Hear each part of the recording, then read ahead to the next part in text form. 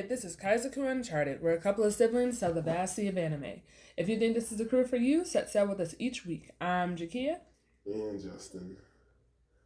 And this week, since, what was it? I think it was at Kaiju number 8, since it wants to take its sweet time to drop its third episode. Here we are. I don't know, do we start? Well, do you have any news, or you just want to dive in?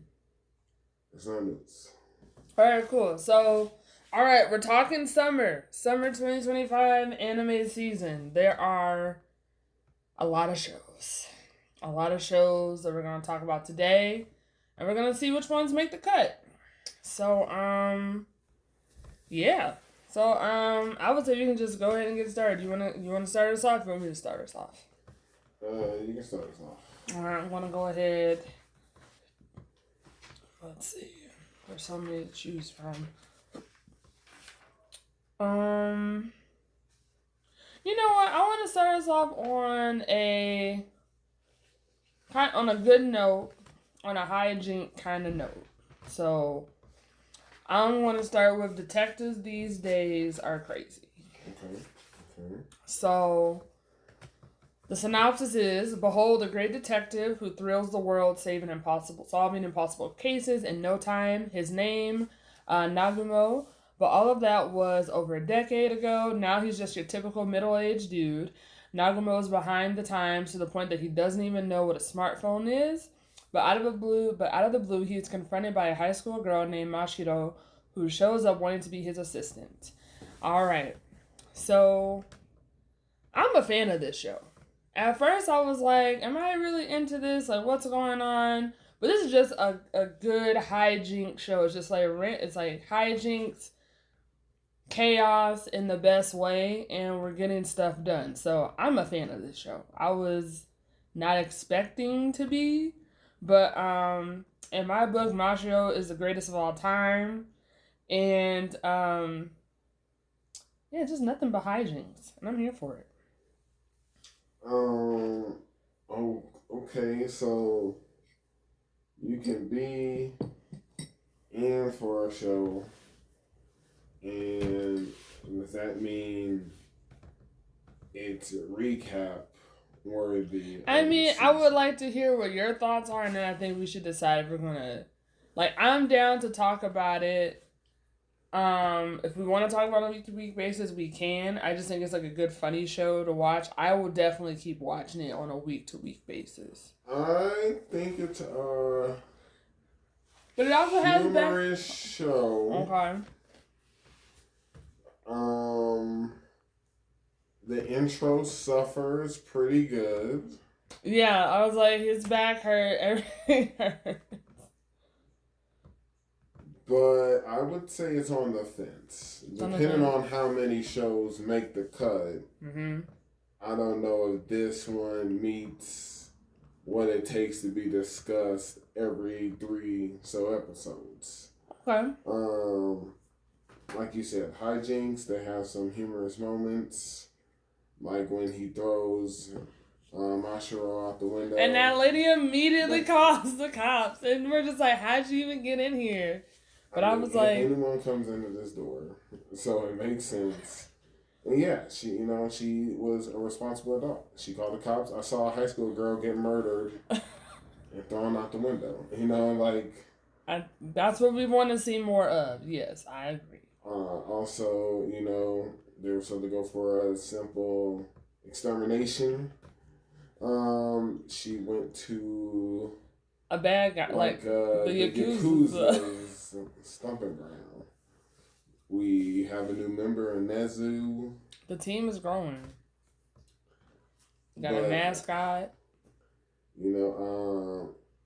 It's like you said. It's just a lot of episode 2 was all about essentially a fake job. Yes. Just so he can, this kid can get closer to Mashiro. We learned about Cross-Haired Man and how he's a well-known icon in the community. Sure. Then we also meet the next high school detective. Oh, he's gonna be a problem. And I love how Nagumo was like, this kid's gonna be a problem. Well, they both want to be his assistant. They had it was a first, a detective off, kind of. So, and they make things full circle. You had a stalker. Eventually, after some looking into it, we cornered a person. It seems to be Nezu, but then the twist is Nezu was following the stalker, which was you. And he was just like, I'm not a stalker. I just thought it was important that I know his everyday habits and stuff. And then he was like, it's such a shame when the stalker doesn't even realize they're stalking. Right, the same thing you said. So to me, like, I mean, sure, maybe it can stick around. I like the change in animation throughout the show. Okay, like, sure. They have moments where, like, Mashiro, like, throws in her, like, her timing for her quotes are good, but the quotes never match up to the situation. And then I like how you also got involved in that, and I was like, yeah, so I enjoyed it. But I'm down to talk about it. If not, it's fine, but I'm like gonna keep watching the show. It'll continue to be watched. So yes. A lot of these shows will be continued to be watched, in my opinion. All right, your turn. What's next? What's wrong with the paper, apparently? Solo camping for 2. Okay.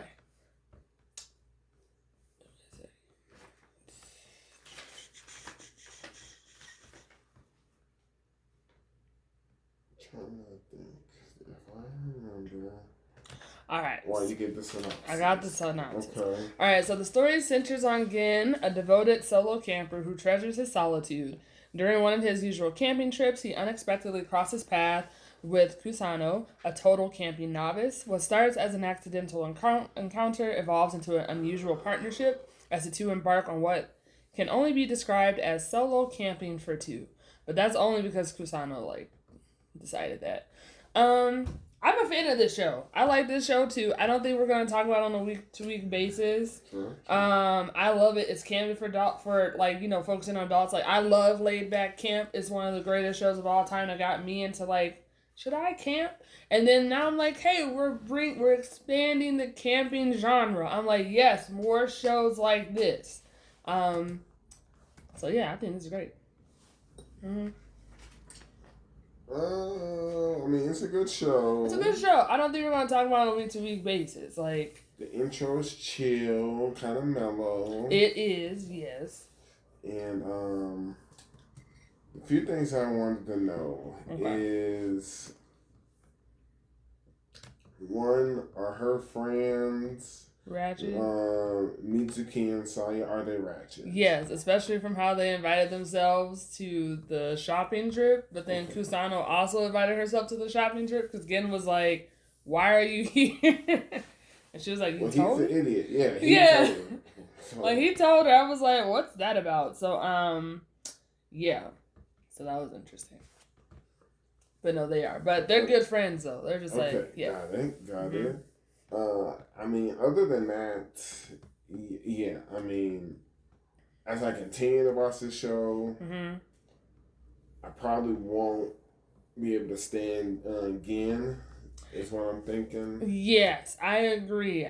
He's also only in for it for the food, which is okay, I suppose. Well, he wants to be out and about on his own in solitude. Which is fine. I don't have a problem with that, I just don't like some of his stuff. Like the first episode, she arrived late at the campsite. Because of that, the place where you get your camping supplies had already took off for the evening. And, granted, was she in the wrong to just start using someone's fire that was put together? Sure. Without knowing the rules, maybe she just thought this is a communal fire. She doesn't know. She's new. She's new to the thing. She didn't think it was going to be that big of a deal. But the fact that he's after the awkwardness, And, you know, she did make some food to apologize. Right. He is. I'm like, who does this guy think he is? Saying you don't deserve the solo camp because she wasn't prepared. Yeah, I was like, you're not the king of camping. Right. So I was like, that's not for you to decide. So yeah, he has some moments. I'm hoping that he becomes a more kinder, nicer person. I did not think so.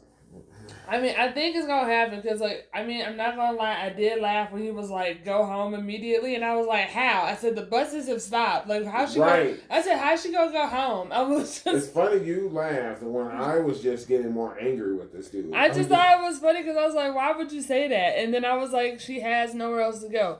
I'm glad that he ended up. I mean, but I also was a little annoyed with Kusano because she was a little pushy about like, "You should let me use your tent." I said, "Wait a minute." I was like. We don't even know you. Sure, I was like, I don't know. She was a little too pushy for me for like a stranger that she didn't know in the middle of the night. But they both were outrageous, so it's fine. But okay. I mean, other than that, it's an okay show. Mm-hmm. I watch it like in downtime. And it's a good chill show. It's not like they're not out. Right. I feel like competitively unless camping. my notes are just going to be about. I mean, granted, I did learn some additional tips for camping. Absolutely. That's what I'm saying. That's what I love about these camping shows. This just seems like, even like the fire starter thing that they had. I was like, okay, that's cool. I just thought it was like a thermometer for checking the meat. But no, it's a fire starter. Yeah, instead of him using matches. I was like, this is great to know. I was like, yes, tell us these things. Stacking of the wood. Like, there are certain aspects where I'm like, could it be knowledgeable? Yes. Yes, he was breaking it down with tents about the differences between this type. Sure. So I was like, this was great. You have ratchet people, which you like. Yes. I just feel like if this was a show we discussed, Gin would make the I Can't Stand. I mean, I wouldn't say no. Like you would give my vote. You have to give my vote. Unless we get a sad story about how his father died. I don't know. I don't think that would save it. Okay. But, but that's Solo Camper for 2. Mm-hmm. I guess we'll push. I don't know. I don't think it'll make the cut. But it will continue to be watched for camping informative information. Absolutely, yes. Got it. I'm going to get this one out the way. Sure. I didn't want to start with it, but... Because it's fine. Because it's fine. Okay. I don't think we're going to watch it or talk about it on a regular basis. I think this is like a back burner for me. A back burner. What is this? So, the Shy Hero and the Assassin Princesses. Okay, got it. So, Hero Toto possesses great skills, but his extreme shyness has left him unable to form a party, causing him to remain stuck in the town where his journey began. One day, he is suddenly invited to join a party by 3 beautiful women. Overjoyed at finally setting off on an adventure, he is filled with excitement, but little does he know these women are dead on set to kill him. Okay.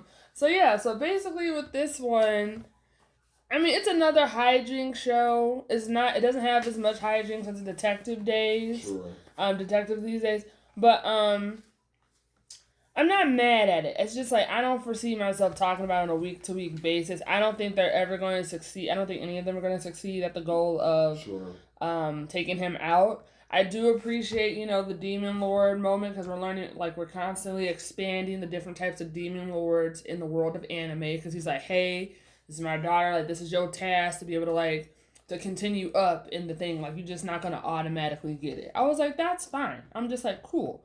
And we got a little backstory from each person. How the one who's actually an assassin, she's like, no, I'm never going to pretend to be a nun. And he was like, we'll pay you $100 million. And immediately she was like, I am a nun. I was like, oh, okay. And then, the other, she's just like, I need a challenge. Goa. Yeah, Goa's just like, I just need a challenge to, see who else I can break. And, yeah. So, I mean, it's an okay show. It's different. I haven't seen a show like this. I was going to say, I give them credit for it definitely being a different type of story. Mm-hmm. It's out of the norm. Because I don't hate the story. I just don't see me talking about it each week. Right. Like you said. It's got a level of hijinks. Like episode 3, they're just like, Goa basically just went on a date with him. That was basically it. That's it, yeah. While they were out, 2 of them wanted the second half of that episode, two of them went to the ice cream shop. Ice cream shop was being that was wild. And they're just like, hey, be quiet. And they're just like, we're not disturbing you. They're like, you're disturbing the whole robbery. And they're just like, we just came here to get ice cream. Like, what's that got to do with it? Like, and I said, it's not their business. Right. They're just like, we're not stopping you from robbing the place. We're just eating ice cream. So I'm like, yeah. So I think it's a cool story. It's different. It's different. I'll watch it. Like you said, back burner. Mm-hmm. I mean, I am curious to know how many episodes it's going to have because currently it's unknown. So if it becomes a 24, I might get back on. Don't see how this can make 24. I mean, who knows? I'm just saying. Like, if it has more than the regular 12, I'm just like, there might be more to this story. And I don't know, like, pulling back the curtain, side note, however you want to categorize it. I take it as Summer had quite a few shows this year. Mm-hmm. Quite a few that we wanted to at least dive into. Let's see if we want to watch it or not. Mm-hmm. But more importantly, I just feel like, I don't want to say Summer is strong, but Summer really brought it. It did. This year. With the types of shows. And, like, I still say, I think that this season has the strongest intro and outros compared to previous seasons. I'm not saying each one's a banger. You're the first one to tell me this. So. Right. I'm not saying each one's a banger or whatever. I'm just saying, like, consistently across the board, I haven't hated a lot of the intros or outros. I'm just like, oh, this makes sense. This is refreshing. It matches. I was, like, totally fine. So I was like, whatever they're doing, they're like, this was it. So, yeah. Mm-hmm. So, the one I'm going to talk next is Rui Rocks. Okay. Give me a second. Yeah. As you get the synopsis, I feel as such, this also may become back burner. Okay. Also informative. I mean, I have the synopsis. Let's hear it. The story of Rui, a girl who likes jewelry and accessories, dives into the world of mineralogy. That's it. Okay. I'm totally fine with that. Straight to the point. But like you said, a lot of information that's happening. We're learning stuff. We learned the difference between pure white and gold. We did. We really did. Yes. I mean, I'm enjoying this show. I'm enjoying it in a way that I didn't expect it to be. I'm definitely going to keep watching this show because it's refreshing. I haven't seen, once again, it's a different story. I haven't seen a focus on nature or jewels in this kind of way. Right. And I was like, this is nice. I was like, each episode is basically a treasure hunt, and I'm not mad at that. I was like, Ruri is very quickly getting closer and closer to being in the book because she is. 100%. Like, I'm just like, stop being greedy. Stop doing the most. Like, she really wanted to, like, bypass the sign that says, hey, no it's prohibited to, like, get minerals from here. And so I'm so glad that she was like, hey, if you're going to keep acting like this, I'm not going to take you anywhere. Because she just reminded her, like, you're a child. And Nagi's like, I don't have to put up with this. So she's like, fix your attitude. I mean... So, yeah. I blame the pairing.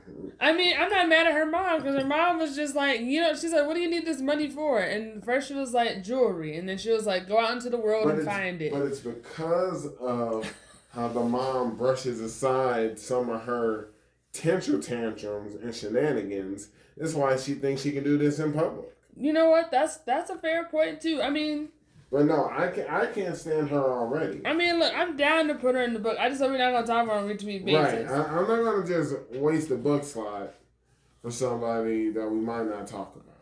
I mean, I'm just saying, I'm down to talk about it. I'm just like, it's a great show. I feel like I'll watch it in the back. Mm-hmm. I like the intro. Intro's all right. Mm-hmm. And then, I mean, it's like you said. Pretty basic synopsis, and basically all three first episodes are basic. We meet Nagi, who's a grad student. She studies rocks. Rui wants crystals. And then we find out that Nagi's going to go look for some garnet. They find garnet. Right. Kind kinda can't stand Rudy. Like that was episode 1.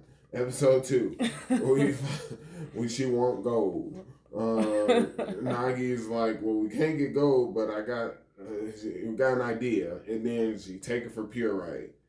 Find out that Purite is a gold placer. I'm like, all right, cool. I know, and then Yuri's like, you're just trying to she said, you're just trying to take this gold that I found and sell it. I was like, she not. Right. Okay.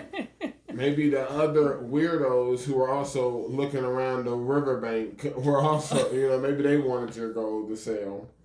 And then episode 3, we meet this other person, Imari. I like Imari. I feel like she's, the realistic one of the group. She's responsible. I don't know about that. She's the classic, know all about it, but ain't actually been out in the field. So we bring her in the field. That was true. Yeah. Clearly, as much of a novice as Ruri is. Because Ruri's like, what's this rock? And she was like, I'm ready. And then she was like, I have no idea. And then they met and they saw Florida. That under the black light, it looked like purple stones. It was like star. Yeah, they basically came across an ore vein. And then everyone was just shocked. And I was like, how are we going to get out of here? But we did. Because I was like, we fell into a hole in the ground. And then we're already going to write the report. Like, that's episode 1 through 3. There it is. So, I mean, I'll watch it in back burner. Because there's supposed to be another person that looked like per the intro who's supposed to join the crew. Yes. Nagi seems cool. And I'm probably just gonna keep watching to see if I really can't stand this Ruri girl. That's about it. Okay. So what's next? What's next? I kind of want to get this one out the way. Okay. Reborn as a Vending Machine season 2. Oh, okay. I'm not mad at it. They're obviously setting us up for more, so I will continue to watch to see what happens. I don't have much notes on it, really. It's just, we going up against the Demon Lord, but then we come to find out that it's like, oh no, we going up against a part of the Demon Lord, which is like either his left arm or his right arm, and it took all of us. And the science, Humley was like, I don't know, y'all, this a trap. I feel like he's just trying to get us all on one spot. And they're like, nah. And then, they defeated that one part, and they're like, oh, he was like, good job, y'all defeated my left arm. And they're just like, that was just your left arm? And he was like, yeah, but the whole point was to get all y'all here. And they're just like, Humley was right.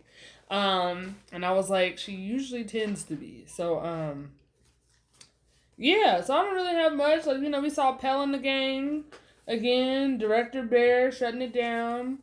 At least he was more active. He was more active this time around. He sent Lami Saway to be like, hey, I'm going to handle this guy. Don't worry about it. But yes, I don't really have much. I feel like they're just setting us up for what's next.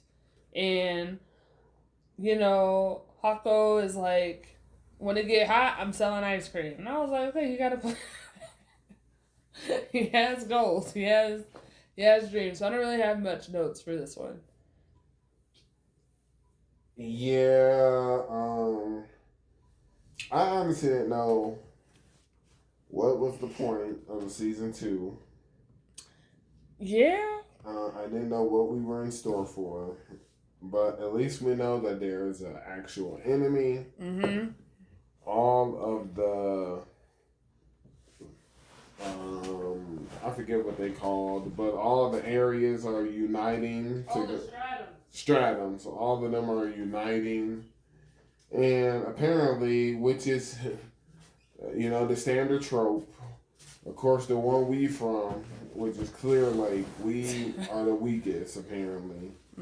So I'm like, cool. This vending machine is defeating monsters with cola bombs. I don't know. I don't know what we're doing.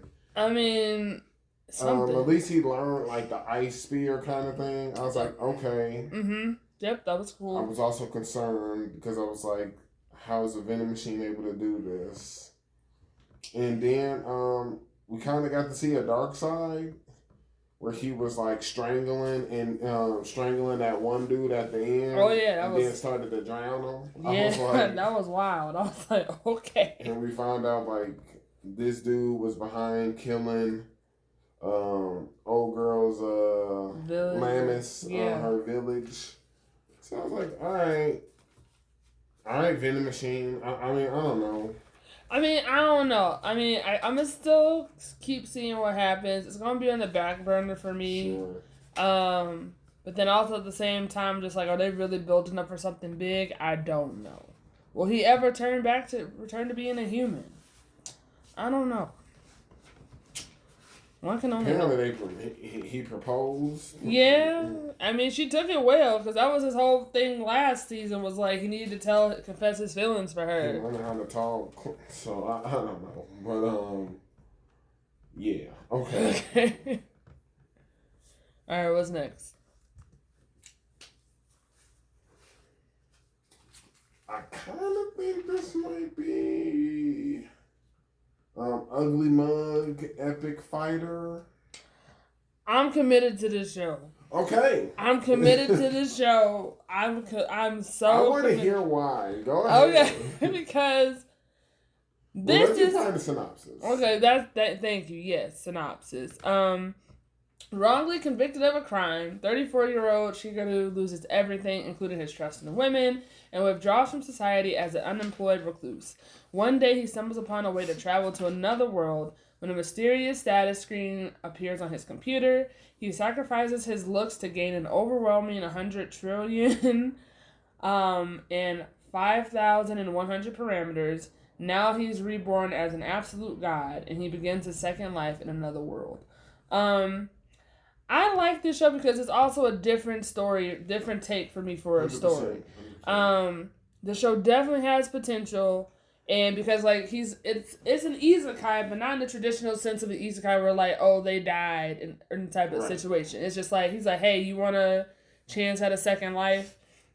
And then it's like, cool, this is what it looks like. And so I like how, like, because when you have those moments and you're being brought to the other world, people normally like, oh, these are the stats and stuff, but people are very superficial about it. But he was like, actually, I can do this and I can do that. And I was like, oh, that's really cool. And then we find out later from other people, they're just like, hey, if you put a note in the thing, you can still be a beautiful person.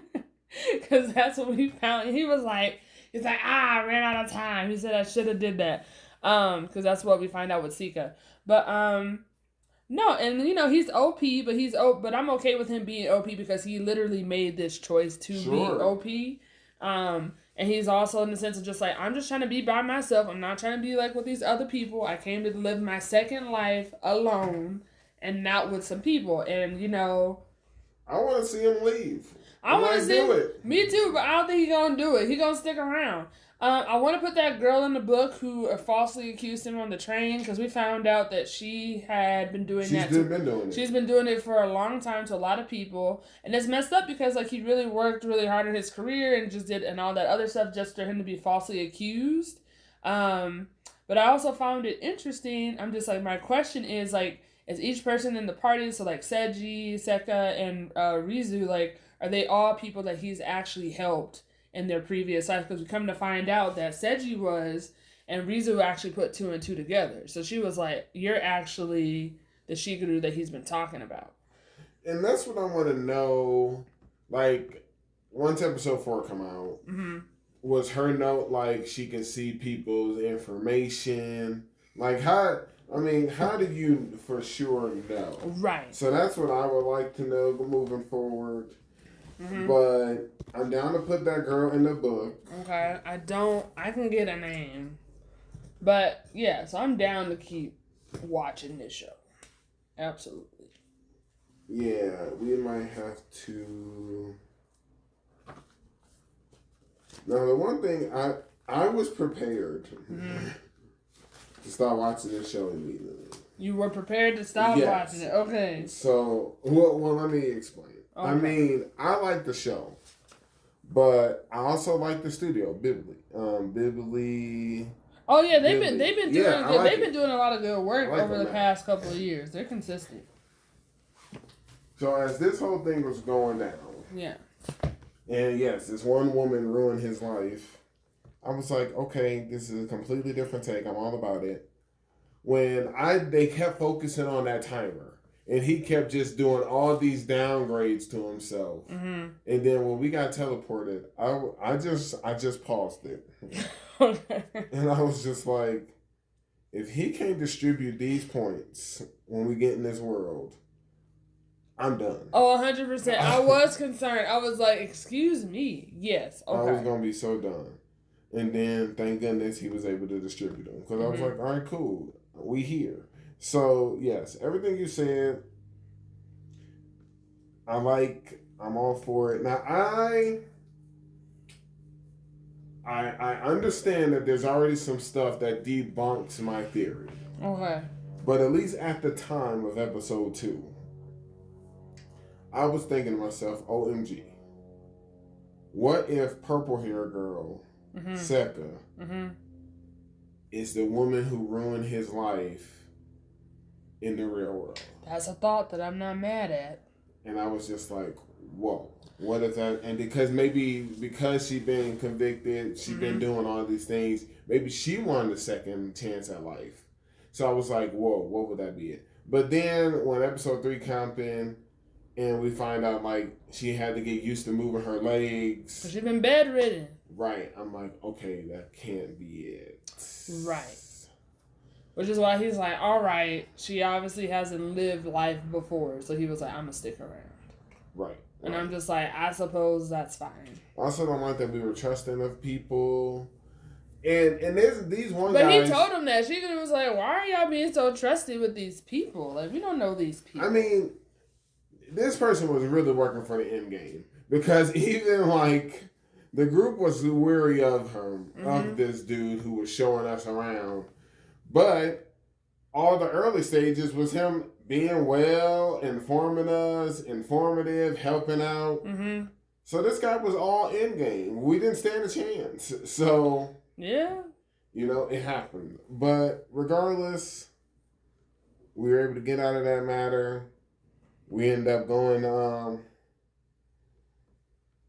we end up being able to make it out of town. Let's get some stuff. We got rewards. We find out, again, some of the stuff I don't like. But we have someone in charge of our money. That way we don't basically miss out on our money. That's true. I wasn't mad at that arrangement. I was just like, okay.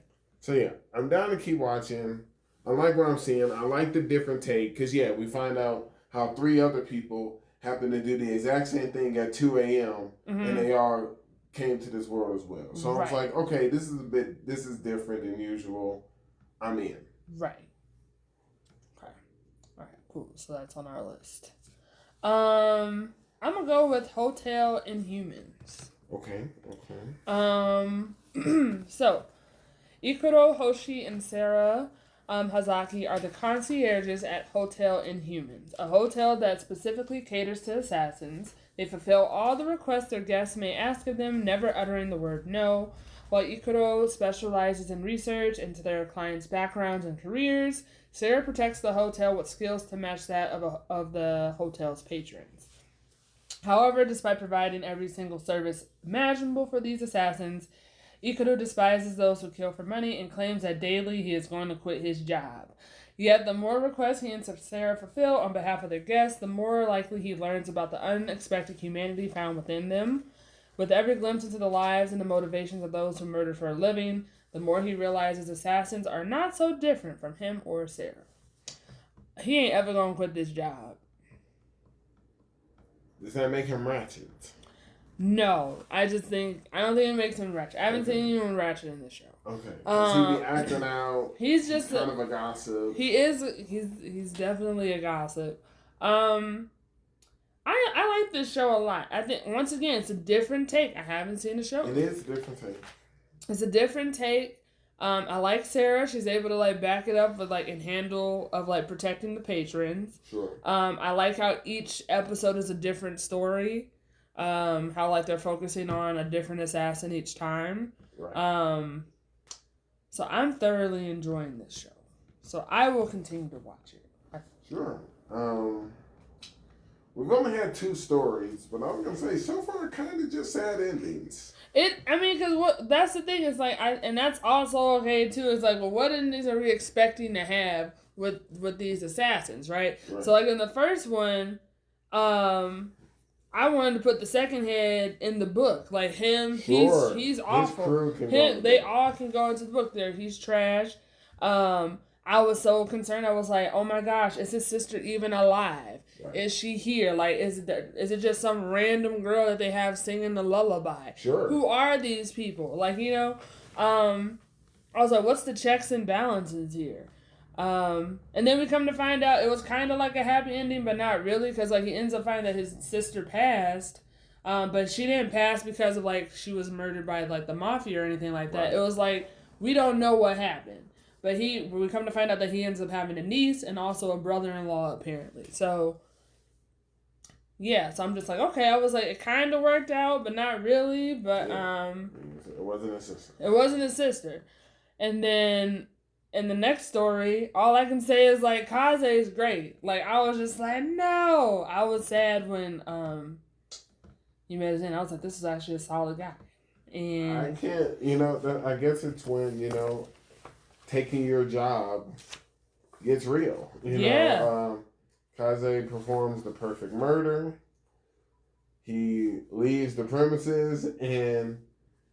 I don't know, good for the parent or not, but a random dad walks up to him and stabs him because the person he's imitating put the drugs on the street that got his daughter hooked on drugs. So he took the law into his own hands, and it just happened to be not the right individual. But then I think what stopped him or messed him up is because he ran to his wife. Sure. And I think that threw off his timing because he's so perfect at what he does. And so I'm like, oh no, if he didn't see his wife at that time, maybe he would have gotten farther enough away so that person wouldn't have got to him. Sure. But he also had a backup plan regardless. He was like, this is what's going to happen. He said this. He was like, this is my funeral I'm going to have. This is the letter to my wife. Like, he was like, this is it. Like, I understand that in this line of work. Right. You got to be prepared. And he wanted them to take care of her. He's like, hey, you got to edit that footage or they're going to come after my wife. Right. He was like, I need y'all to perform dying service. I was like, okay. He's got it all figured out. I'm like, all right, let's do it then. And that was great because they handled it. And I think they will continue to handle it. So I like the show. Like you said, it's different. Just another different one. Let's keep it moving. All right. Scooped up by an S-rank adventurer? Yes. Once again, another take on it's a refreshing take on this. It's refreshing. I don't know how refreshing it is, but okay. Well, so one day Lloyd, a white mage, is banished from the hero's party. Having lost his purpose, Lloyd happens to join an S-rank party on the quest by chance. Little does he know that the hero's party will soon collapse while Lloyd rises to fame. This is the story of an extraordinary support magic user who believes himself ordinary, unaware that his journey and as an adventurer will lead him to truly becoming peerless. No, I say it's refreshing because it goes back to the healer. The healer was the healer from the previous season that we were talking about. Mm-hmm. Because it's like, once again, we have another person who's like, hey, everyone should be able to do this. Sure, he's OP because he learned from his but he's humble about it. He's not acting like, oh, I'm the best thing since. I don't know if he's humble. I feel like he's not humble in the sense like he's not like, oh yeah, I can do this or I'm able to. He wasn't saying like, oh, I'm strong enough and worthy enough. His master went ahead and downplayed him constantly so that he wouldn't be conceited and cocky like she was. And they also put a spell on him, but I'm just saying, like, he got approached by an S-rank party, and he didn't just automatically assume, like, oh, I'm worthy enough to join this party. Sure. So that's what I'm saying. Like, he's humble in the sense of, like, hey, I'm not saying that I'm strong enough to actually go adventuring with y'all. Like, I can't make any promises that we're going to come back alive. And I feel like okay, I'm like, cool, that's fine. So, yeah. I was just thinking two things. One, I guess this is just a new trope. I want to put the heroes in the book because those heroes were awful. Sure, but this is just a new trope where people are getting kicked out of parties. Like it's a thing. It is a thing now. It's a thing now. Now I want to put the whole group in there, but I kind of don't want to put the shield maiden in there because she kept looking at us. I think she realized what the white mage was doing. Yes. But I'm like, why didn't you approach him or tell him or stop him? And two, why didn't you lead the hero's party when you probably have an idea that this guy isn't as strong after Lloyd went ahead and left? Well, I'm fine with that. I'm fine with putting everyone in the book except for her because I also noticed that. But then also it comes to the point like, why aren't you like? I'm also tired of seeing people in the parties witnessing this happen and not speaking up. I'm just like, and that's why I was okay with the other people because they were like, good. Now we lost them. They'll wait. And then I'm just like, y'all don't. And I'm just like, when will these heroes learn that they're not as strong as they are? Like, I'm just like, what's going on?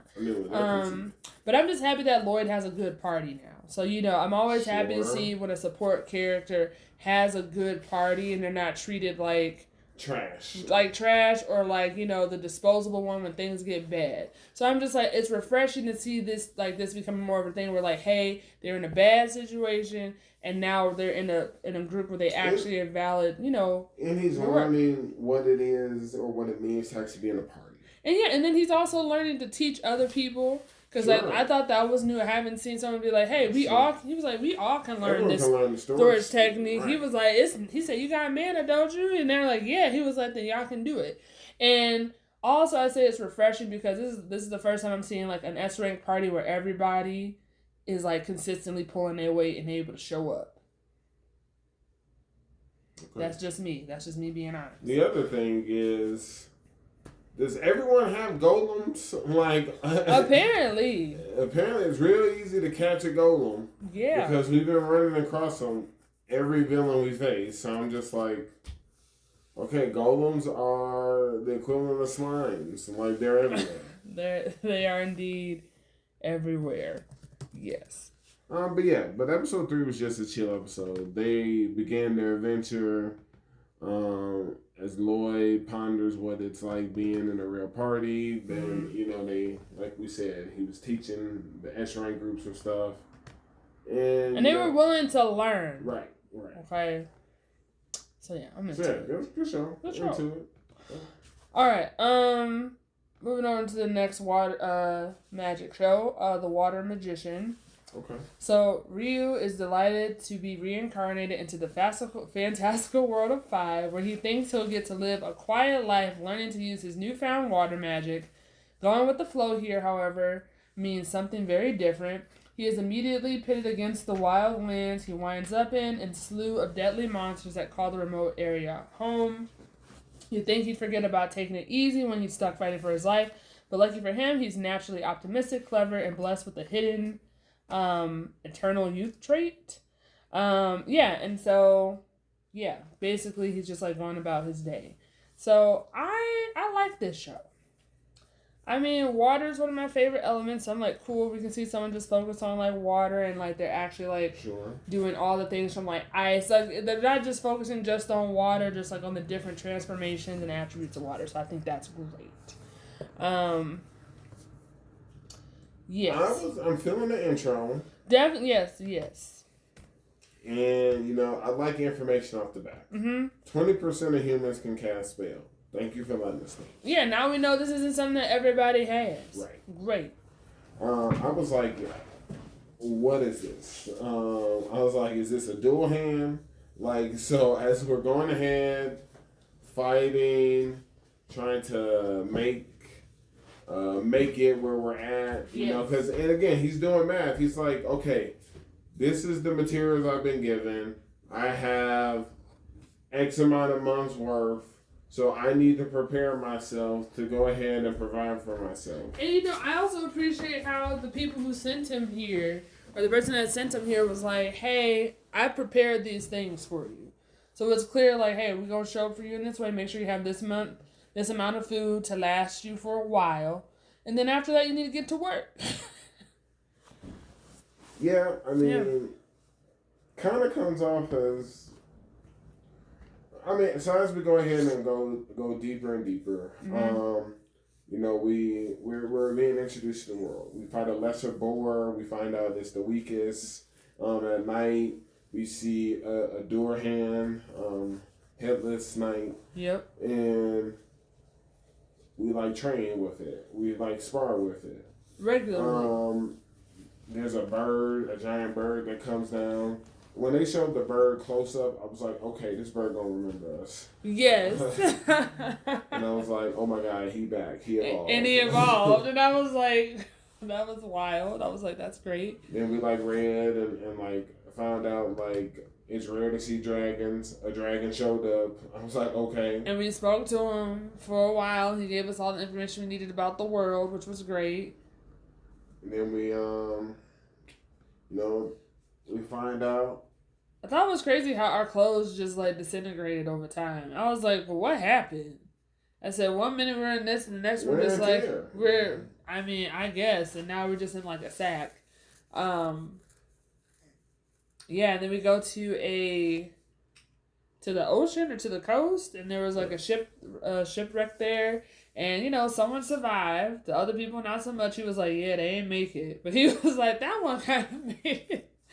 And we come to find out his name is Abel. I'm not a fan of Abel. Abel works my nerves, but I'm gonna give Abel the benefit of the doubt because I don't know. Something told me not to hate on him too much, but I'm right there. Yeah. I like their take on what golems look like. Yes. I was like, okay, this is different. Mm-hmm. Like, we're still getting golems, but at least this is different. Yes. So it's like, okay. Kind of find out we're given the Fairy King's sword. Yep. I was like, okay, sounds about right. And then when it's our last time being there, the Fairy King goes ahead and gives us a cloak. And I was like, we needed clothes. Because Abel was like, that's all you got to wear? And I was like, stop being rude, Abel. He never planned on leaving. I mean, Abel constantly questioned that as well to him, internally to himself. So I was like, I was okay with it. Okay. But that's essentially it. Episode 3 was about Curry. I mean, I will say, once we got to the city and stuff, because like we ended up learning, like Abel puts into perspective like where we actually came from. Right. Which was like, oh, we were on the other side of the continent that we are not supposed to be in, but we somehow made it through. Which kind of annoyed me because when we got to the guild, they only gave him a rank C.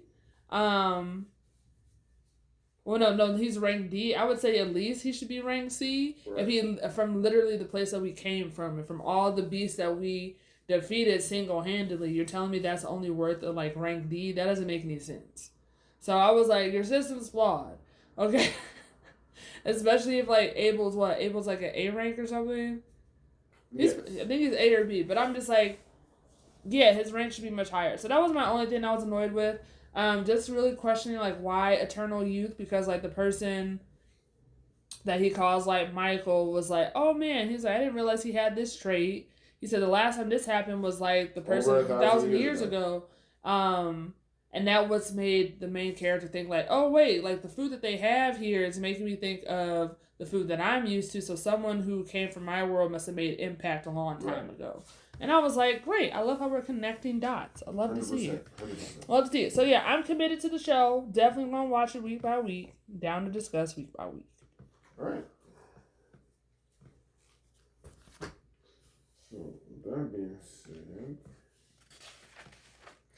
I'm like torn, but Silent Witch. Okay. That's a good choice. So Monica Everett, the Silent Witch, is the only mage in the world who can use enchanted spells. A true hero who single-handedly defeated a legendary black dragon. However, this young genius is actually super duper shy. She learned to cast spells silently just to avoid speaking in public. And despite her power, she has zero confidence. Now she has been tasked with secretly guarding the second prince. Can she keep it together as she faces both the evil forces and the terrors of social interaction? I like this show a lot. I think it's great. To answer your question, the only person on here who I think is ratchet right now is Lewis Miller, because he basically forced this job onto Monica. And he was just like, you ain't doing nothing. She said, well, I just defeated a dragon. And he was like, I defeated 10 dragons. So I'm like, did you defeat 10 black dragons? Because there's obviously a difference. And she did defeat a whole swarm of like tarot dragons. And so I was like, let's not compare. So I would say he's Ratchet, but he's like the barrier mage or whatever. But yeah, I think it's a good show. Like, we're learning more about the world and what's happening. I think Isabel is great. She's living up to the role of being the evil villainess. Right. She's handling her part. She's doing her job, and she's just like, they were breaking plates and stuff when she found out that she joined the student council. And she's like, oh no, you gotta buy more plates. She said, no, these were like, this is the spare, like, throwaway plates. Like, it's all for the plan. So I think she's great. She's a good ally. I was wondering where she was when we were almost bullied, but I was like, hey, because I'm just like, I don't think she's going to let anyone like bully her in her presence, but we will get there in due time, so I'm not too worried. Yeah, I'm just enjoying the show. Okay. Enjoying the show. I did like the Piggy song. Oh, I wrote that down too. That's a good, I was like, I hope this is a recurrence. I hope it's like a ongoing thing when we travel, because that's a hit, that's a bop. So, yes. I'm kind of down. My only concern about the Silent Witch, it's enough of a laid back show. Is it new season talk about or back burner? I think it's new season talk about, and I'll tell you what, I think we're about to hit the jump off, because we've mentioned, because Cyril's constantly said, oh yeah, Professor Thornley checks our books or whatever, right? Because Monica was like, yo, whoever was keeping like track of these records did a poor job, and y'all dealing with a lot of money. It's kind of careless. Then we come to find out it was Cyril it was his responsibility, but then it was also the professor who was also supposed to be checking their work. But then we've seen different moments where like Cyril's in the daze where he's like, oh, I have to take this to Professor Thornley, and then his eyes are a different color. He's bewitched. Right, and doesn't to a certain area. Right, and so I'm just like, what's happening? So I feel like something else. There's more that's coming. Also because like, and literally in the first 2 episodes, in the second episode, we're just like, the previous treasurer was stealing funds, and then we come to find out it was his fiance who was putting him up to it to steal the funds, and now her whole family. I don't count that. I'm pretty sure she just said that. I don't know, man. I think it's his plan. I think she's trying to take the rap for him. I don't think so, but it escalated so quickly when she was ready to assassinate the second prince over it with a flower pot. I was like, what's going on? So I feel like it's definitely about to come up. I will say I'm glad that this isn't a magic school, or we would have been out of luck, because she can't even pretend to chant spells. So I'm just glad that it's not. I'm gonna give it one more episode, but I feel like I can't stand the one dark-haired boy who serves the prince. Oh, he's the worst. Like, he's just like, he got one time to question Monica. He's just looking for a reason, and I'm just like, you're not gonna find it here, okay? Right. Out of all the people, you're not gonna find it. So you just need to get it together. Yeah, can't stand him, but I'm gonna give him one more time. All right. But yeah, good show. I'm down to keep talking about it. Let's see. I don't want to go too strong already. Okay, let's get this one out the way. Okay. The Earthbound Mole. Okay. So this show is interesting. Okay. It's interesting.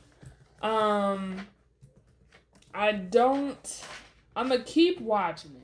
Okay. I can't stand Magi already, but let me give the synopsis. So Megara, a mysterious self-proclaimed sage, also known as Megara Momoyuki, has been banned from the afterlife. To return, he roams the world, collecting the lamps of ghosts in his lantern. However, crossing paths with him brings an unusual consequence, the ability to see strange phenomena. And so I can't stand Magi already because he just looks like he's a problem. Okay. I'm fine with Yeiko. She's just like, hey, it's whatever. Sure. I just feel like Magi's just like so resistant and just like makes a fuss but still comes along and doesn't contribute anything. Well, he's the logical one of the group. I don't think he is though. I feel like the logical one of the group is like the high schooler, which is Kyo, who because like he's just like, I don't want to do this, but I'm gonna do this, and that's fine. So I feel like he's the logical one of the group. But yeah, I'm enjoying this show. Like things are unfolding. The world is building. We don't know what Mogura did to be banned from the afterlife. And even like Kyo's like, y'all don't even know what he did. Y'all didn't even ask. Because he was just like, what are y'all doing? Yeah, like these are good questions. These are all good questions. And then like we come to find out like Shio is like just like prone to being possessed by ghosts and stuff. And then Kyo's like, all right, I'm going to help. Not because you told me to, but I'm gonna just help because this is my classmate or whatever. And then I also like the whole family. Like, I love the whole Neko Zuko family. Because we come to find out that Kyo's dad is a professor at Magi's school. Sure. And then, like, the dad tells him in the hallway, like, hey, don't go down that street anymore. And then he was like, how he know? And then we see his cat. And I'm just like, his cat looks like a real problem. Okay? Sure. So, I'm enjoying the show, like how it's going to continue to unfold and what other characters we're going to meet. I will say I love Magi's supervisor at the convenience store. Yeah, boss, Suki, Kiekyo. Yes, because he means business. Like, he was like, he stole from us. I feel like... and chased him down the street. I feel like he has already... won the award for just need some help because he, like you said, he's like, he said, let's get that shoplifter. You know, he came out of the camera room and he was being service. I was immediately questioning. I was like, couldn't they be getting shoplifted now while they're both chasing him? Right. And he's just against corporate America, you know? He's over here. It was like, boss, he said, you know, he was living out, like, life lessons. He was like, bosses, full-time employees don't get rest. He was like, you're hilarious, you know? He wanted to kill the shoplifter, but they definitely gave him a beating. He didn't know that was his nickname that was given to him by people. You know, it's just like, hey. And then we found out some information when, as we're trying to collect spiritual energy, you know, we find out normally if you ask, most of them will leave. And asking apparently is attacking them. But he said the ones who don't leave are trouble. And sure enough, we got one stalker who won't leave. Right, but then he was like, don't look at him. And then he was like, oh man, I just looked at him. He's like, do you see me? I was like, oh my gosh.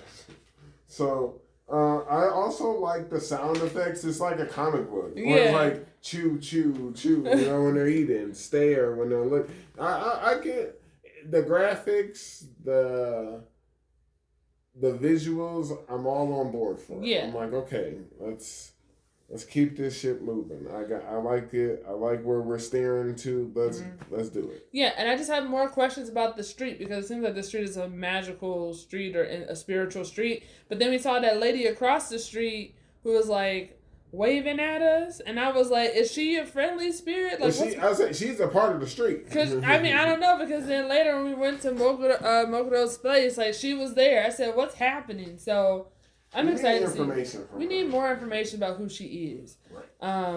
But yeah, I'm down to watch the show. I just know that Magi just gets on my nerves. So yeah.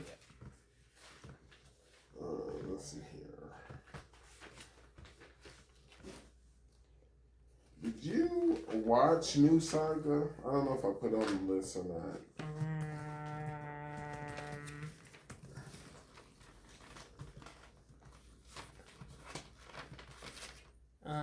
What is New Saga? I don't see that on here. What's the real name for it? That's what it's called. I just don't see that. Hey, that's fine. I mean, because I watched it and I might have been like, it's not worth repeating to you. Oh, okay. Because it's back burner. It's back burner. I mean, it's the usual. There's a great war between the Demon Lord and humans, and they're able to defeat the Demon Lord. There's this stone. He reaches for the stone. Okay. And then he goes back in time for 3 years. And now he can save the lives of everybody who that's close to him. And instead of him slacking around, he's actually going to start training and wants to do something about the Demon Lord before the 3 years' time even happens. I mean, if you think it's worth me watching, I'll watch it. I'll let you decide. Okay. You can watch it and then you can see if we should keep going or not. Okay. It's like you said. I mean, it's just was watching a lot of shows. I know on our original list, our most anticipated, I put the Omio Katan Rebirth verse. Mm-hmm.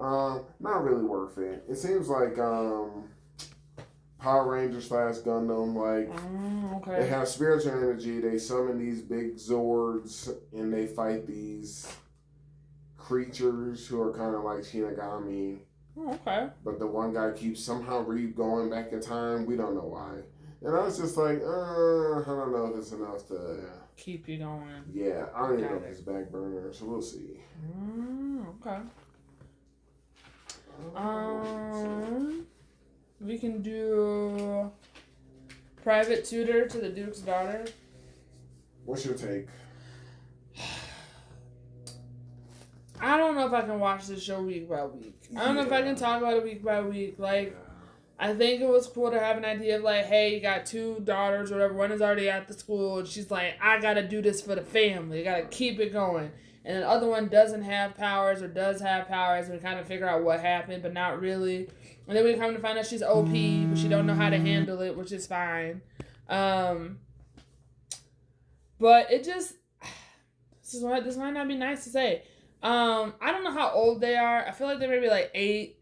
It's giving a lot of big head energy. Yeah. Very annoying. I was like, I can't watch this. I mean, I'm sure there's an audience. I'm sure, absolutely. I'm sure there's an audience. You know, the graphics are fine. They're pretty graphics or whatever. It's just not for me. I'm not here to see another. It's not for this pod. It's not for this pod. So, you know, their school uniforms are cute, but that's about it. Like, I don't really know what else to say. Not for this pod. Not for this pod. That's fine. I feel so torn about this. So, Lord of Mysteries. Okay. This show. Hold on. Let me get the thing. Let me get the synopsis because there's a lot. Maybe then you can tell me what I'm watching. Okay, I will. Yes. Hold on. There was just a lot of shows this season. I just gotta pull it up. Have mercy.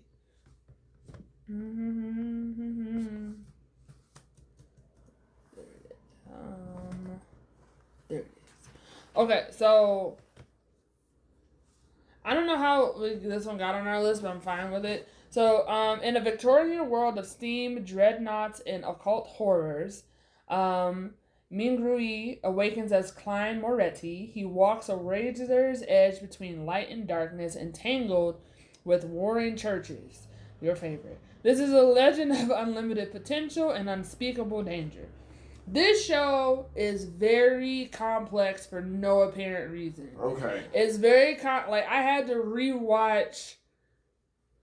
I had the 3 episodes. I promise you, I've rewatched them twice. I've rewatched them. I believe it. And I've replayed the intro numerous times because I'm just like, I'm confused because this is a Chinese animation. Mm-hmm. Okay, so I definitely recommend people listening into Mandarin that choose that audio.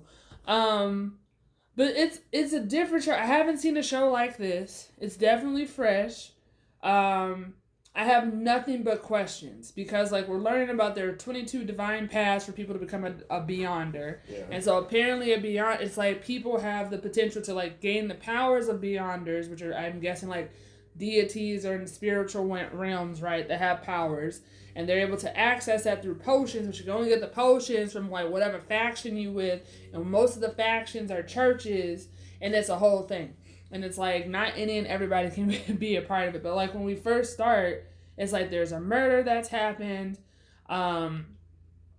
It's like a murder. Like the person like thought he came to because he come to find out that he was like, did I actually harm myself? And I'm not, and I actually didn't pass. But then he's just like, wait, how did I even get into this body? Because I was never involved in the first place. Mm-hmm. So it's just like the main character's confused as to how he's become this new person called Klein. And I think his goal is like figuring out like, how do I get back to my world? And I don't even know how I got here or summoned here in the first place. But it's just like we're getting different Easter eggs, like little... Throughout the story, we meet a person who's able to like read cards, and then we come to find out that it's not even her job. She actually watched the baboons, but then she was like, "No, my readings are accurate because, like, to a degree, they were because she pulled the full card for him." And like, but what about the other 2 cards? That's what I'm saying. Because I was like, "Are we ever gonna go back to her to get a proper reading? Who knows?" I'm just like, I have nothing but questions, but I'm more confused because like the intro saying like, "Hey, there are sequences," and like but the wording's really weird. Where it's like, hey, the weakest sequence is sequence 9, but then it says later like, oh, but the lower your sequence is, the stronger you are. Then it says like those who have the stronger sequences. I thought they were saying the weakest was 22 because they were showing. If you get single digits, it's stronger. Right, but then the language that kept showing was like, hey, the stronger or the higher you are, the higher your number. So I was like, I'm confused. So I had to, that's why I each time I watched it, I said, I have to pause this because I don't understand what's being said. Maybe it's being lost in translation. But then I'm just confused about like Klein and what his real role is because like we ended up getting we ended up getting the seer beyond power. But before that, we were able to summon other people to the Beyonder realm without having any powers. So I'm just like, does he have like 2 things? One that's known and one that isn't known? Yeah, apparently we're going to find out. And then I'm like, is it being stacked? I just have nothing but questions. I am committed to the story. Like, I wonder if we're going to meet up every 3rd Monday or every Monday at 3 with these 2 other people that he randomly summoned. I was like, who are they? I just have nothing but questions. I mean, it's like you said. This thing is complex, to say the least. Mm-hmm. I also had to go ahead and rewatch. And I'm mainly just confused. I'm just like, okay, so what exactly am I getting into? So, I don't know, but I'm here for it. The graphics are great. I was just like, I don't know what's going on. Right. It's a 13er, so we will see. We will see. Okay, but that's Lord of Mysteries. I'm gonna keep watching. Okay. I mean, I will too. Again, it just seems like it's really hard to follow. And it's like... Because I don't know if is it hard to follow because like we're building a world and the character literally got thrown into it, because that's kind of how it feels. Okay. It feels like, hey, they're giving us this like experience of like, this is what it means for this character to be thrown into this world. It's only been like 2 months, if that, and I'm just like, a lot has happened in this very short amount of time. Yeah, because I'm also like, okay, do I need to know all these people we're being introduced to? I think we do. In all honesty, I think it was already a lot. Yeah. And I was like, okay.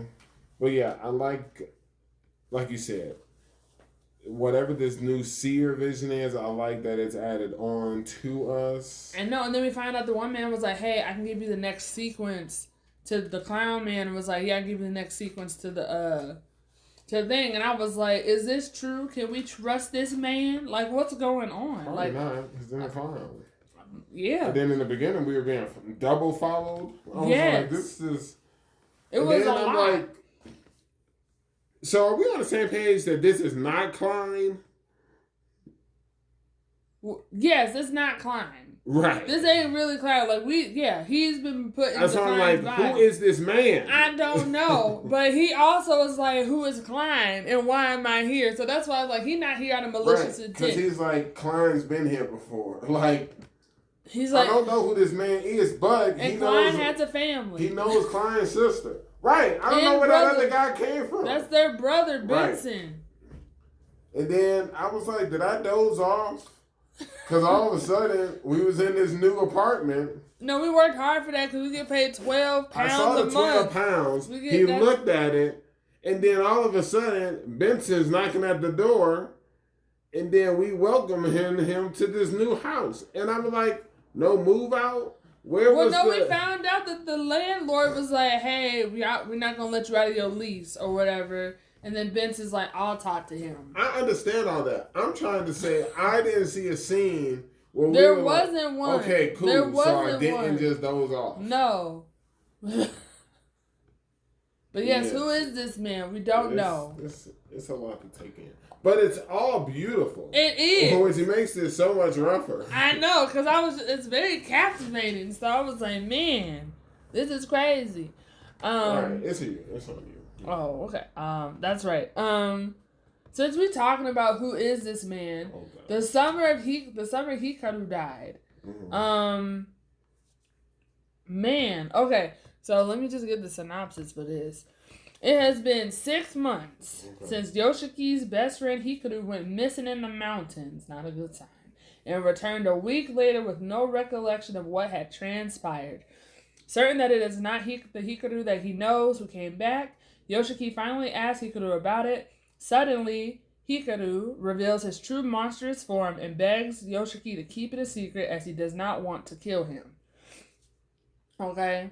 Despite the paranormal nature, Hikaru seems almost innocent, full of childlike wonder, and eager to experience the summer heat, the countryside, and all kinds of other things that humans experience. And so, Yoshiki desperately clings to Hikaru in this intense grief, but it becomes increasingly clear that something dangerous and supernatural may have descended from the mountains into their village. This is bad. This is very bad. Yes, it is. This is bad. Like, that's all I can really say right now. I'm committed to this show because, once again, I feel like we're gonna see something really intense later. I don't think it's going to be as powerful as Dark Gathering, but it's up there from how, like, crazy it is. Because immediately, Yoshiki was able to tell that his friend was gone. He was like, yo, who are you? Right. And then the fact that Hikaru was like, hey, I don't want to have to kill you, so you need to keep this a secret. And I'm just like, wait a minute. Isn't it supposed to be the other way around? Right, like, this is a threat. This is right. And then I'm just like, okay. And I'm just like, right. So then more things unfold. We get introduced to this, like, randomly, this organization. They, like, breaking into people's houses, looking for stuff. And I said, man, whatever they're looking for, I hope they find it. Because, like, that family is like, what do you want? But then what really comes up to me is, like, it gets crazy because the housewife knows. Like, this random housewife, I don't know her name. But she was, like, watching us, and she was just like, hey, whatever you doing, you better stop. Right. And I was just like, thankfully, an adult who knows. Like, I don't know what's going on. But so much happened in those first 3 episodes. Like, this one lady sees him and just like, hey, whatever it is, stop. And then we come to find out the people who are leading the village, they somehow have a meeting with this organization. And they're just like, oh, yeah, like, the Endos have a ritual. And they're just like, I guess it didn't work. And I'm just like, wait, if you knew that this family has a ritual and you could tell that, and they even said it like, oh, he went missing for a while. Right. And I'm just like, and y'all didn't think that meant anything about the mountains and what's in the mountains? I was like, that's crazy. And then, but then that also made me question, like, how did Hikaru's parents not notice anything if they're the ones that are supposed to be responsible for doing this ritual in the mountains on a regular basis, right? But then we come to find out that something happened to Hikaru's dad, and that Hikaru's dad died because when he went to the mountains the same time that Hikaru went, and I was just like, what's happening here? Stop going to the mountains. Right. And then we get a flashback or flash forward to this one lady, this older lady who's like, no, you're not coming in this house. No, you're not coming into this house. And then the spirit was, and then we're getting this cut scene to this girl. And I said, is she in the house with the old lady? And then I'm just like, no, that's Yoshiki's sister. That the lady in the convenience store was like, yeah, your sister ain't been out in a while. I said, this town gossip needs to stop and mind her own business. But then the old lady was like, you're not coming in the house. And then the spirit was like, I'm already in the house. And went and just bypassed her. And I was like, wait, is this Hikaru? Or is this like another spirit from the mountains? And so I'm proud of like Yoshiki like reaching out to that house. So I had to be like, hey, I need help. Like, and she said, I'm glad you spoke to me about this. Because she said, hey, like, you guys are obviously mixing. And she's like, you really need to stop before you get to this point where you can't, like, you're no longer human anymore. And I'm just like, great, she's giving us a little information, but still no information on how to handle this. Besides her being like, she's just like, you need to run away. Because she wants to run away, but she can't because her mom and her daughter here. So I was just like, what's happening? And then we have a test of courage because they one friend who's lame, who's like, y'all, there's something in the woods, in the forest, in the mountains. And I said, why are we going back to the mountains? And then we go, Hikaru and Yoshiki and their friend and these two girls, and for acting like it's a test of courage, and they mess around and see something that's swinging out there, and then Hikaru's like, hey, y'all don't need to be looking at nothing, and then immediately Yoshiki looks at something, and it's like, Hikaru's laughing like, yo, it found you. And I was like, aren't you supposed to be his friend in this pretend world life that you're living? I just had nothing but questions. I said, this is crazy. This was crazy. It was just too much. It was just a bad plan. I was just like, I just don't know what's going on. There's just so much that's happening. There's just so much that's happening. But Hikaru handled it. He told it like, hey, he said, come to me instead. And I was like, I don't know what that meant either. Right. So, I don't know. I have questions. I hate how, like, I was glad that Yoshiki grew to, like, you know, had some realization, like, yo, this isn't okay, and I shouldn't be okay with this, and I shouldn't be engaging with this thing. Right. And I was like, 100%. And then he ignores it, and then Hikaru goes off on the edge, and then he's just like, why are you treating me this way? He said, because you're not Hikaru. Right. And it was like, you right, I can't be mad at you at that, but then he was still mad, and I was like, well, what did you expect from him? You won't even tell him how his friend died. Right, you coward. And I was like, what? Sounds pretty obvious, but, I was like, this is crazy. And then Yoshiki, this is where I'm like, Yoshiki might be in the book because he went back to Hikaru because Hikaru missed one day of school. And they're like, that's not him. I said, well, no, because it's not him anyway. And he goes and he's like, hey, just come on. He was like, nah, you upset with me and all this other stuff. And he was like, I have to help him and teach him some things. I said, no, you don't need to teach him anything. He's the reason why all this stuff is happening in the town. Like, the housewife was like, yo, bad stuff is unleashed now because of this thing is no longer in the mountains. Every person who want to go to this mountain has a case to be in this book. Like, this whole town, except for the lady who want to run away. Yes. Like, it's ridiculous. I'm just disappointed in those village elders because they were just like, oh yeah, I think the ritual didn't work. Okay. Oh my God. Speaking of rituals. It's crazy. I don't even know where we really stand on this, but Dan to Dan. Oh yeah, we moving on to Dan to Dan? We can move on to Dan to Dan. Yeah, that's what I said, speaking of rituals. Oh, okay. But that's all I got. I'm just saying I'm going to keep watching the Summer of Hikaru. Well, yeah. We just have too many questions. Now, with that being said, are you going to keep watching Dan to Dan?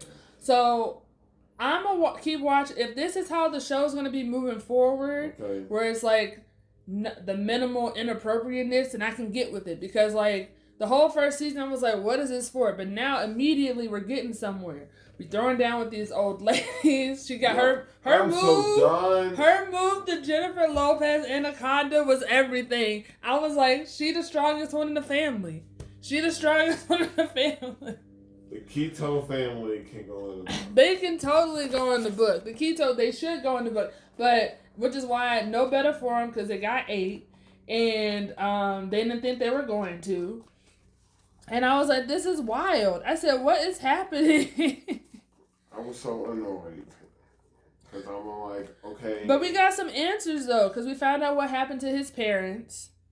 And we found out the true role of the snake and what they've actually been doing for a long time. So I was just like, hey, if this is what's going to be unfolding moving forward about, like, we're getting to actual problems and things. And I was annoyed that Turbo Granny was just like, I'm surprised you haven't realized what's been happening this whole time. Yeah, well, it's like, tell us. That's what and this goes back to my issue with the adults in this show. Because I'm just like, why aren't y'all helping these kids? Like, this isn't a game. Like, I understand there's importance for Turbo Granny away. I'm just like, because I like Turbo Granny because she would like show up and like help out, but I was just like, you're giving the her grandma vibes where she's just like, no, you can go out and handle this. I was like, these kids are not experienced enough or trained enough or receiving the proper training for things to be able to handle any of these cases. So I'm just like, why isn't anyone there to support them? That doesn't make any sense. I was annoyed where she was just like, oh yeah, he's like the perfect host for like the spirit to take over him. And I was like, well, why didn't y'all tell him this earlier so that he could like protect himself? Well, I mean, she did say don't interact with it. And he's like, this one's different. And she was like, it ain't. And she was right. Right. It wasn't. I mean, it had a sad backstory. Like, I want to put that whole town in the book. Like, I would totally put them in the book. Or is it sad? I mean, from what happened to him, like, he just wanted to play, but they locked him up the whole time. He was locked up because maybe he was evil. I don't know. I think from him being locked up, he became evil. Yeah, that's one way to think about it. I mean, it is. But, you know, I don't like him now. Like, I'm fine to put him in the book now. But I also like how he showed up to defeat the space worm, which was wild. To be all like, hey, his stuff is canceling out his. And I was like, that's real. But I'm fine to put him in the book. I just don't want to put his child version in the book. Okay, then. I didn't say it made sense. I'm just being honest. But yeah, I think if it's gonna be like this moving forward, they actually handle. So we'll give it an opportunity. Yeah. A lot of this is still ignorant. It is. I'm glad at least as soon as the episode started, they got through that bath scene. Yes. And it was just like, but even then, it was still dumb. I want to put the cops in the town and the cops. There's only one corrupt cop. I want to put him in the book. But yes, them ladies are that's why the whole family is trash. They in the book. Didn't like the fact. I was like, what is this? We're allowing these guys to go after this woman? Like, what are you ladies doing? And then it was just some stupid stuff. Like, when she used her psychic ability to bring him in and knee him in the face, and I've seen her throw tables, even through a person. Mm-hmm. Why not throw him at the door so we have open space so this to run? This is what I'm talking about, because, like, I don't like, that's why I would say I'm close to putting Momo's grandma in the book, because, like, she's not really teaching them anything. Because I'm just like, at all. And I'm just like, they really need to be trained if they're going to constantly be put in these situations. Because she sent them off to be like, yeah, you need to go with him to see what's going on to his house. Well, I know her excuse was she has no power out of her area. And my thing is like, fine, if you don't have any power out of your area, you can still train her in your area. Right, train her in your area, or you can travel with them so that they have an adult that's going to be like, hey, I can provide you guidance while you out on the floor. We're going to give it another 3 episodes because I think this might be the first time in history. Yeah. I'm okay putting the whole show in the book. I'm fine with that. So I want to see 3 more episodes before I make it. But I don't want to talk about that anymore. What's the next show? I'm kind of over Dan to Dan. I feel like even when you had first mentioned it, it was like I just had to see how they were going to go. We watched season 1. Yeah. So here we are. I'm not seeing what all the hype is about. I still don't see it. Shield Hero's better. It is.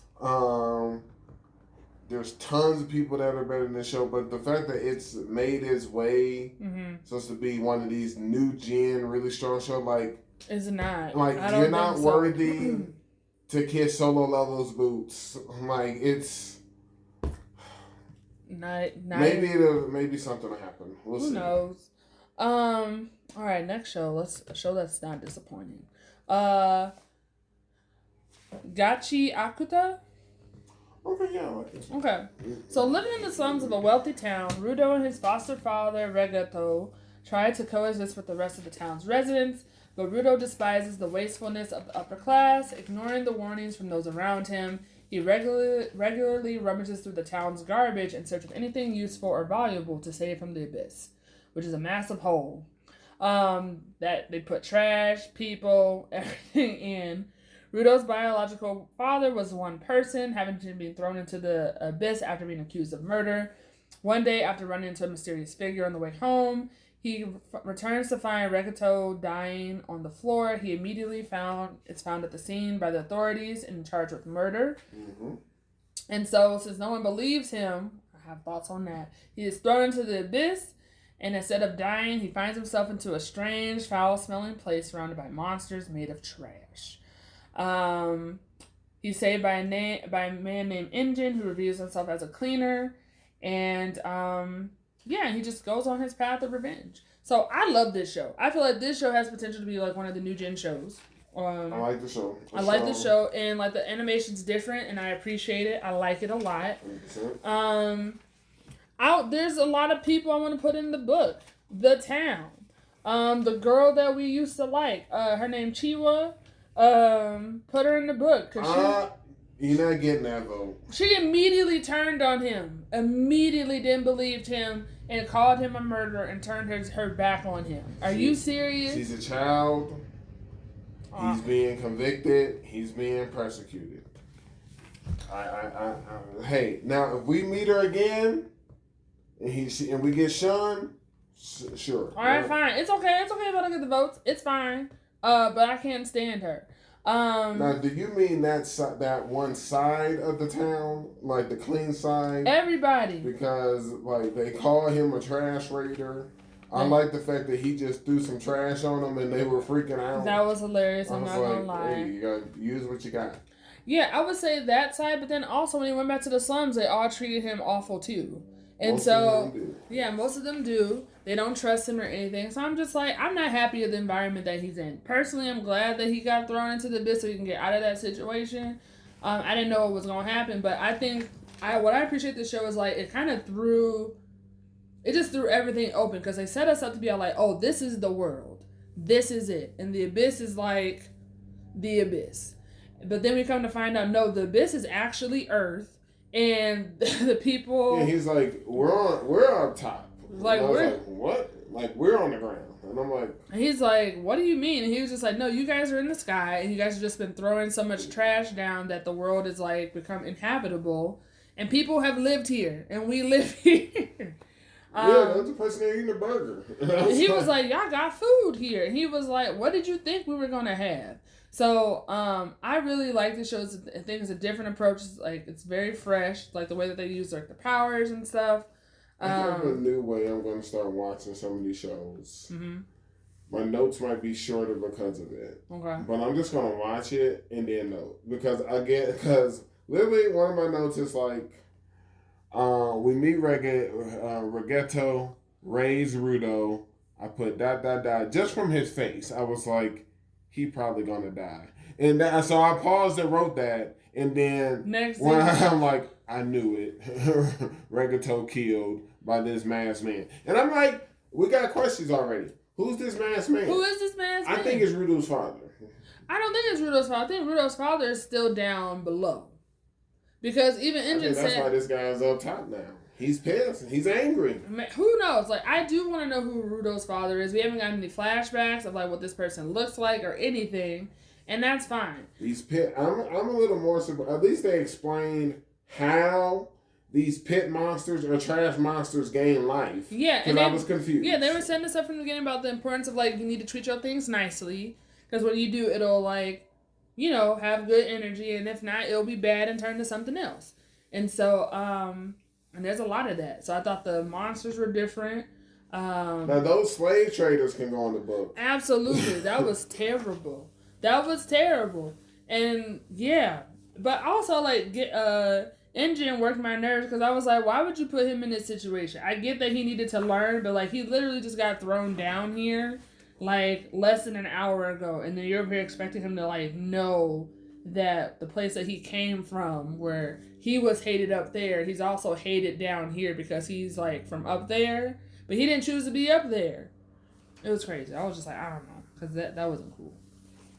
But They're like the plunger fight. Yeah, the plunger fight was great. And I love the plunger fight. He realized it was a plunger. He's like, he said, "Wait, what are you fighting with?" And he was just like, "I'm just using this stick." And then, but he didn't even know what it was. He was like, "I don't know what this is," but he was like, "It's very effective." And I'm like, "Yeah," because it actually still had poop on it. So I was like, "That was crazy." But I think it's gonna be one of the top shows. Yeah, it's strong for 2025. It's strong. So I'm looking forward to what's next. Yeah. All right, cool. So, next show. Let's just get this out the way right now. Kaiju number 8. I agree. We should get this out the way. It's season 2, folks. That's a synopsis. I feel like nothing's changed. I think. Is that Dork in the book yet? Which one? The main character. I think we put Kafka in the book like the first time. I'm Had to hoping find the page. We'll find out because this dude's a loser. No, he's not. We just have Mr. Homegirl's dad in there. Kafka. Dang. Because I don't even want him in there now. So, I know. He's better now, but so Kafka barely. needs to be in the book. But yeah, like this is like Kafka's not off to a good start. I'm like, if this is how it's gonna be in season 2, then what are we doing? Because this is a waste of time. It really is. It's a waste of time because I'm just like, we went through all this rigmarole for you to hide your ability. Now that they're giving you the green light to use it, now you're too afraid to use it. Okay, Which doesn't make any sense because I'm like, the person that you need to be using it full throttle, regardless if you go out of control, is Kaiju number 9. Because he out here. Also, it's been 3 episodes. Yeah. Why do I not have any additional answers already met? Why did this one Kaiju choose us? We find out that 100%. number 9 wants to absorb him. Why? So, with this being said, are you granted we know Kaijus can absorb each other, but why are you not just going? Is it only strong Kaijus? So the ones that you're rocking with these ants, they clearly must not be worth absorbing. Mm-hmm. Why ain't that happening? Like I need more answers on why we were even selected. Yeah. But yeah, once again, I can't stand this Kafka dude. First of all, you hesitating to transform. Yeah. I'm like, we got to meet Gin because of it, and Gin's fine. I'm like, they will kill you. And I don't necessarily mean the Kaijus. Yeah. Like, if you're not going to be useful to the group, to the army, then you can die. So I'm like, okay. I was like, what was the whole point of this? Like, in all honesty, like, the whole point was that you wanted to join, and then you realized you weren't strong enough. Now you have a reason to be strong enough, and you're literally refusing to do it. Which is crazy. If I was him, I'd be training in my kaiju form all the time now that everybody knows. And he's not doing it. Maybe you should work on that so you can try to control it. Because he literally has the resources now in the facility now 100%. Where he can actually just be in full beast mode to practice and train. And I'm just like, and he's choosing not to, which is crazy. So I'm just like, I don't have much hope for Kafka. I'm really disappointed in him and his character. I don't think he's ever going to make it or catch it up to Mina. And I believe in Gin when he's like, don't worry, I'll take you out. Because he will. Because he's just like, whether you can do the job or not, he said, if you're not able to do the job, regardless, we're taking you out. It doesn't matter. That Gin has, looks like he has Kaiju number 1's retinas in his eyes. I was like, that's cool. Yeah, because he said, you can just be my tool. He was like, we don't need you around. Well, my biggest problem is like, was such and such dad, was he right? Because how is Kaiju number 9 in these multiple places? Is he a virus like Kaiju? Yeah. If he is either he's not there and we're having issues with his clones. I feel like that probably is it. I'm like, part of this isn't making any sense because even at the end when he finally stinking transforms and does that attack from the air, I'm like, cool, that saved the episode at least. Yeah. But I'm like, this dude Kafka is probably, and this is what I put. This is probably the worst main character ever. Oh, dang. Of all time. Oh, wow. Like, I can't stand this Kafka dude. That's real. I mean, that's true. I mean, I was excited for his character because it hasn't been something that we've seen before. But but it's true because, like, we had an entire first season where nothing was accomplished by this character. And now we're 3 episodes into season 2 and nothing is being accomplished by this character. Like, I'm seeing more from Shinomiya and her coming in and she's just like, yo, I'm here, I'm gonna learn, I'm with the top team, then I'm just gonna go ahead and do it and be full throttle. I got to see more about her mom that was more valuable time than this clown. Absolutely. So I'm just concerned about, like, do we really even need Kafka, right? Like, is he necessary for this story? At this point in time, I don't really know. Because, like, right now, we're not getting any information about who Kaiju number 8 truly is. We're not, like, he's not being able to show up. Like, the fact that he did help last season, like, that's what put him at risk. But I'm just like, I don't know. I'm just disappointed. So we'll see what comes from it.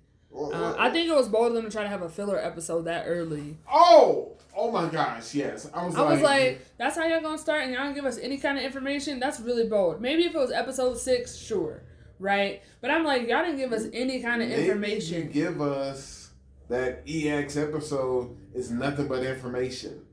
Then you got some leeway. But don't try your little stunts. Yeah, because we don't have any information. So so for me, I'm gonna keep watching because I'm like, well, actually, I don't know. Maybe, episode 4. If nothing happens in episode 4, or if there's not a cliffhanger moment for episode 5, I might be done with this show.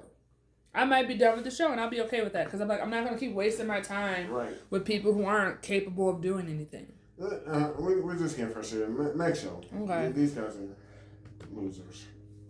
I mean, not everybody. All right, well, let's go into a show that we both I think we both like. Welcome to the Outcast's Restaurant. Oh, yeah, I love the show. Backstabbed by those he considered friends, Dennis, love that name, has been exiled from one of the strongest guilds around, the Silver Wings Battalion. He doesn't think much of it, though, as he was dying to use his level 99 cooking skills anyway. That's why he decides to leave the city behind and open up a diner in the countryside. So I'm going to just stop there. This is a great show. I think this is also refreshing because he got kicked out of the party and he was just like, yeah, he said, great, y'all not going to be my problem anymore. Right. And I was like, cool. So he admits that they were, a handful, also a problem. And he's like, I got better things to do. And just like you said prior, we got several members not stopping it. And I'm like, oh, okay, that's how we getting down. I mean, except for Katie. Katie tried to run after us, but I'm like, okay, well, if you was ready about it, then come and join us. Well, actually, I don't know, because I was like, do I need to rewatch? Because I was like, was she in the room when he kicked him out? I don't think she was at the table, was she? I know. So, yeah, that's why I was like, okay, I'm going to give her a pass, because she wasn't actually at that meeting. Yeah, it was all the other losers. Yeah. And I was just like, that's lame, because, like, that person, like, he can go into the book, or everyone in there. Yeah, Vigo is trash. Yeah, put him in the book. He's trash, because... And I love how Dennis called him out. He was like, you made the order, and we all heard you make the order. Sure. And so I was just like, that's a true statement. It would have, and then 2, he was lame and underhanded because he obviously, like, gave the creature they were fighting a boost to make it go out of control and go berserk in the first place. So he's lame. So I'm just like, I'm not a fan of him. It also has the hijinks. It does have the hijinks. When we start getting ready to open up our shop, we have the exchange with that merchant dude. Yes. And then when they selling a slave, he was like, he thought that merchant was like a pedophile. And he was like, hey, you know what? It's not my place. I don't have any proof. But then he got the proof. When the rest of the town was just he's a pervert. And I was like, no. And he's like, and then he ended up having to pay like close to $5 million from... But I appreciate Dennis. Because I love Dennis. He's great. He's teaching lessons early. Every day. Little girl was supposed to be walking close. And I'm taking as he did on purpose. You might think different. No, but, I think he did do it on purpose. Right. So she was supposed to be head up and focusing. And she wasn't. So then he vanished and disappeared. That way she was lost. And I was like, you know what? She going to keep up next time. And I was like, and sure enough, he did. And I was like, okay. Yeah, so they had shared understanding. I like Atelier. She's great.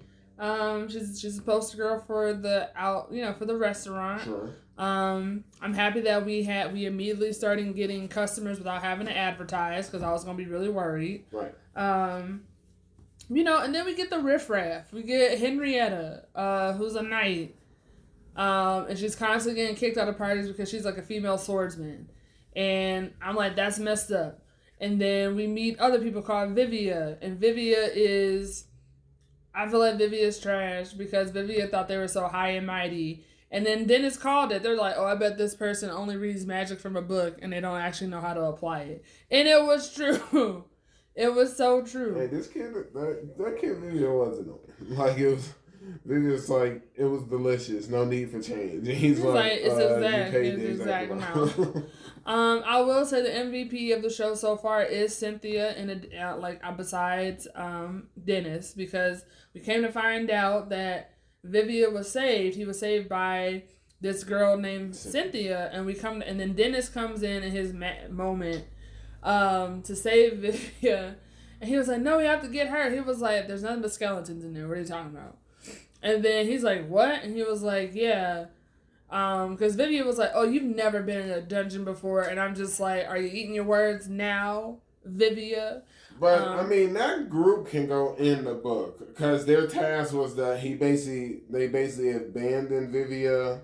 Because that's how they determine. They do the initiation. Yeah. I'm like, that's kind of They can. And but, what I appreciate about this show is, like, it's really doubling down on, adventuring.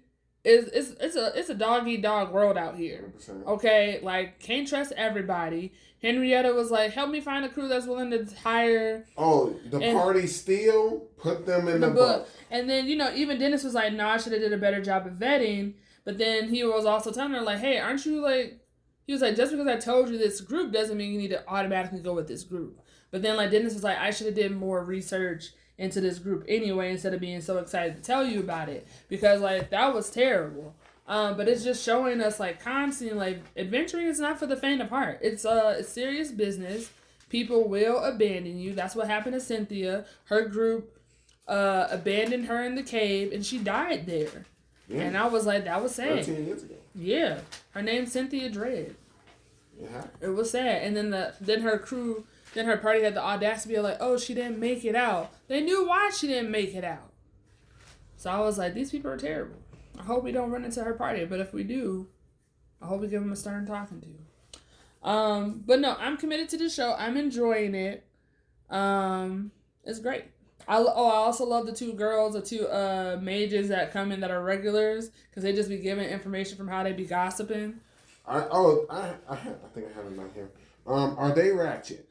I don't think they're ratchet. They're helpful. They're helpful right now because they were like, I think they're more helpful than ratchet. So they're fine in my book.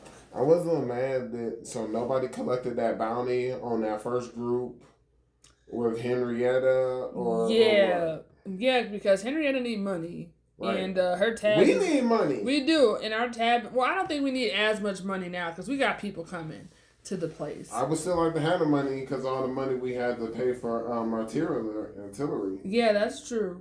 But Henrietta has a tab and it is growing. That is what we do know.